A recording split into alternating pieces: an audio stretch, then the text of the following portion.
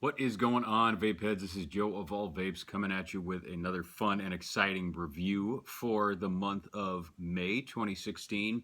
So Council of Vapor has pretty much been the leader in some of the top name brand products out of the market in the vaping industry, as far as, you know, products like the Vengeance sub-ohm tank. Of course, you got the ever popular sleek little Trident mod.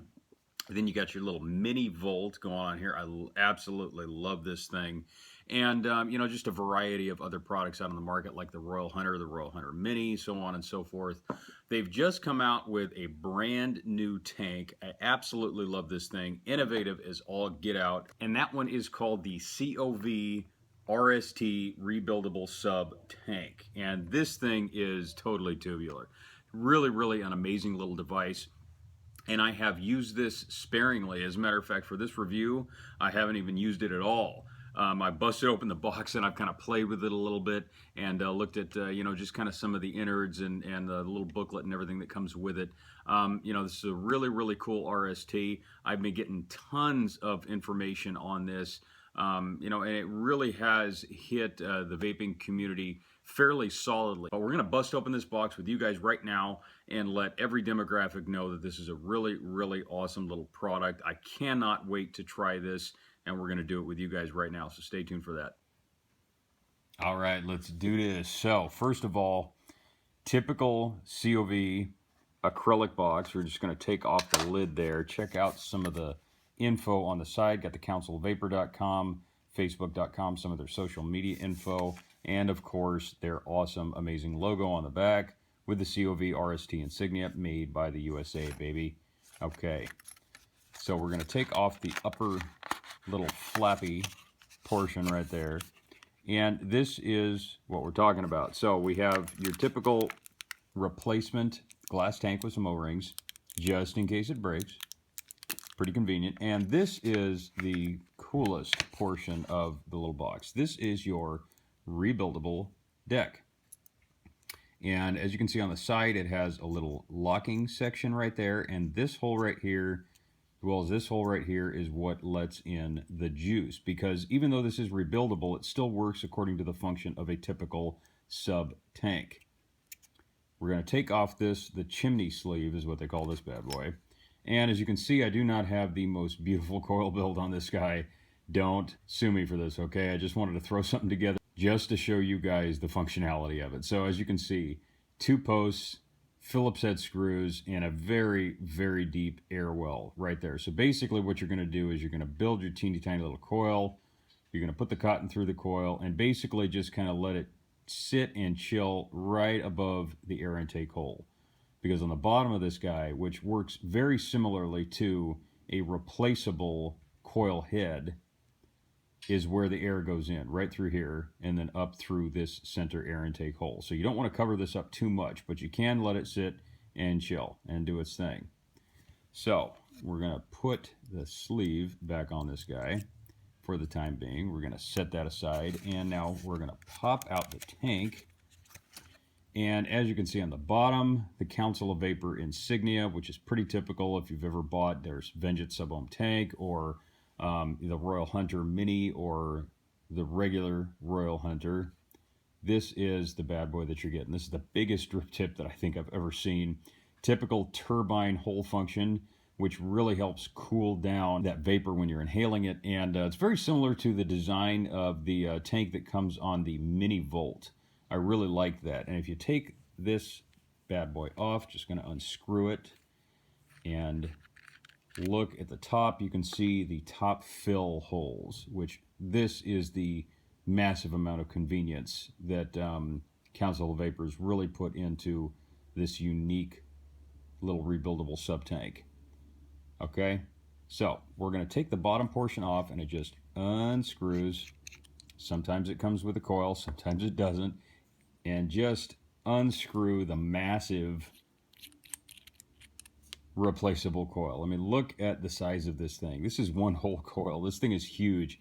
It is probably 1.5 times the size of a replacement coil for the Vengeance. You could probably take the Vengeance coil and stick it down in there, man. Let me tell you, this thing is huge. Look at the amount of intake holes on the side. This is really going to soak up some juice, okay? So we're going to stick that aside, and I'm basically going to show you now how it is that you can work and play with your little rebuildable deck. Now, the coolest thing about this, obviously, is if you ever have these guys and you run out of them and you've just burned it out, because it only comes with one. Typically, most of the Council of Vapors sub-tanks, you'll get one that's already inside the tank, and then you'll get a spare one that comes in the box. This one doesn't come with a spare one. This is just one that you get with it because of the rebuildable deck. So if you run out of this and you're strapped for cash, but all you got is a bunch of wire and a bunch of cotton, the coolest thing is you got this on hand. So until you get the cash to go out and buy yourself some new replaceable coils for the RST, you can build yourself a new deck. So what I'm going to do now is just pop this guy out. This is the top portion of the tank.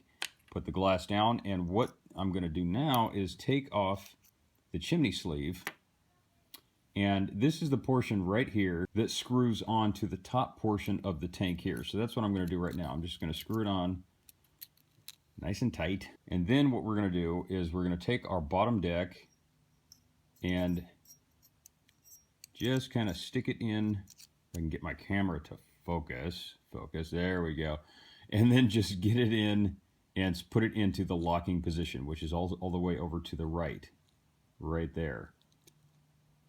And once again, that is the juice fill hole. So I've got that all the way over to the right. I'm going to take the glass portion, push it right over the O-rings. It's nice and tight now. And I'm going to take the bottom portion of the tank and I'm going to screw that into place.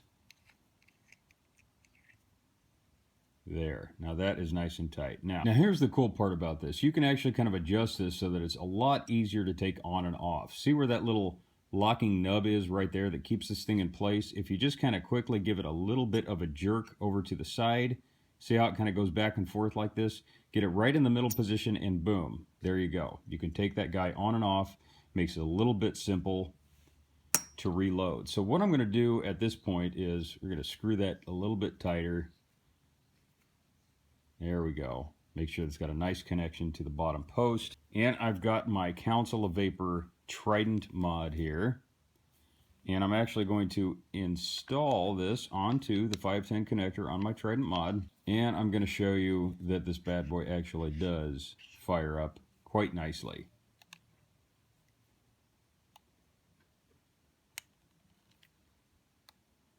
There you go. Now the maximum wattage output of these fat boys here are about 90 watts. And it's recommended you try and keep it in between 40 to 90 watts. Of course, with a rebuildable deck, you're going to have to kind of play around with that yourself. Use Ohm's law, guys. I always emphasize use Ohm's law. And I'm definitely going to include an Ohm's law calculator into the description below. Really trying not to burn my fingers. Screw that bad boy back into place. Set that aside. Take the glass off so that I can take the chimney back off. Glass back on. So what I'm going to do is put a little bit of juice on this guy, make sure it's soaking in pretty decently, and I'm going to put a little bit on the inside of the coil itself, just to kind of let it chill. Screw that bad boy back into place. Fill this guy up with some juice. Okay, now we're nice and full. Put the drip tip back on, and you are ready to rock and roll. So I'm going to let this sit and chill for just a little bit. I'm going to stick it on my Trident mod. We're going to fire this bad boy up, and I'm going to show you what this Council of Vapor RST can do on full air intake, baby. Booyah. All right, so I've got our COV-RST rebuildable sub tank on my Trident mod. I've got it set at about 60 watts at a soft intake as far as the power is concerned, the ramp up. And on this, the one thing that I noticed, because I took a couple drags right before I hit record, is that if I've got the air intake valves up all the way on this bad boy, you just get massive amounts of cloud. But for me, the flavor was not as intense. which is why these things have adjustable airflow, right? So you can adjust the amount of vapor that you get in, and a lot of the time, for me particularly, if I close it just a wee bit, it's sort of in between like a mouth to lung drag and just a straight lung hit, you know what I'm saying? But certain flavors taste better if I just adjust the airflow a tiny bit and allow about half as much in. But massive, massive drip tip on this guy with the turbine holes, cooling that stuff off totally completely. So that's another really good additive, is the adjustable airflow, because you tighten the airflow just a little bit more and it makes the vapor just a little bit warmer. Because with with the turbine air intakes and just the white amount of airflow that you can get with the adjustable airflow on this thing, sometimes you can get a tremendous amount of vapor, but it can get to be just a little bit chilly to the tongue. And if you're like me, which most of you guys are, you like a warm and tasty vapor. So let's give this guy a little dance.